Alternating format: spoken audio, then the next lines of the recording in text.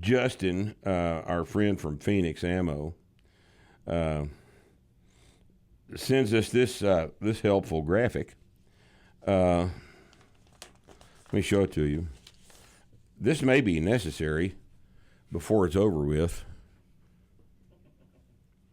I would imagine New York City. This could be relevant in New York City. Human choice cuts. It's talking about the meat that can be obtained from the human body. Long pig, I guess they call that, right?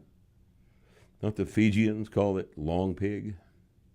It's supposed to taste like pork, right? Yeah.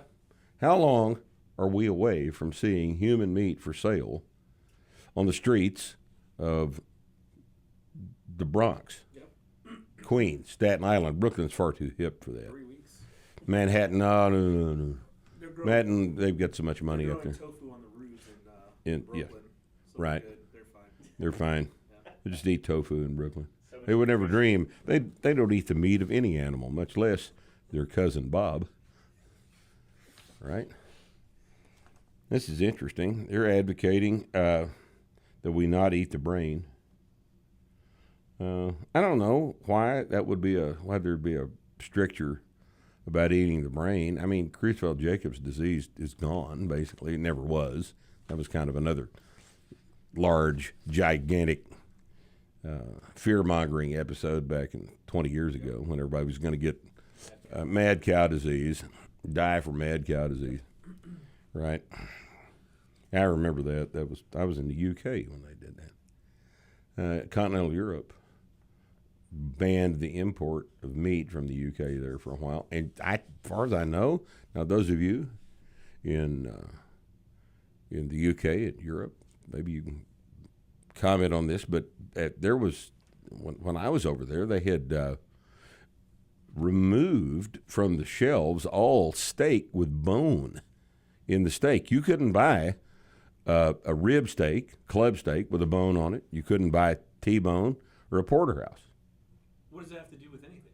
The marrow was thought to be, it wasn't, but it was, that's just what we call an overabundance of caution.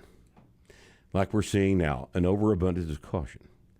And in the case of Creutzfeldt-Jacobs disease, I guess it doesn't hurt anything to eliminate, steaks with bones in them, that sort of thing. But, when we all can't go to work, when I've got police cruisers running around in my parking lot trying to make sure that no one's getting strong at Wichita Falls Athletic Club this afternoon. These are again trying times. These are trying times. So in these trying times, you might want to try to see if you can find this diagram, because it might guide you in terms of the things you can do with, say, your grandmother if she happens to expire from COVID-19. I see no reason to waste her. She grew up in the Depression. She wouldn't want anything to be wasted either. Right? Right? Absolutely. It'd be her. If you asked her, what would she say about eating her after she was dead? Now, she doesn't want you to kill her to eat her. Right? But if she dies, she'd be okay with it. I don't think she's going to object to that. My grandma didn't have much meat on her, but no, most grandmothers don't. If they have any meat, it's mostly fat. So there's not really. That's my point. Don't kill the old girl. Okay, because that's pointless. But by the same token, if she dies, this is how you don't waste her. That's right. All right. Which cut would you prefer? Me, I think I'm just going to go straight for the luxury cuts there in the legs, the hams. There's probably 2 or 3 roasts and a thigh. Just section it all the way down. You got that bone in the middle. Bone-in stuff's good. Those get people from the UK and Europe come over here all the time. I've heard of people flying over here just to eat a porterhouse steak. No shit. No, but I mean,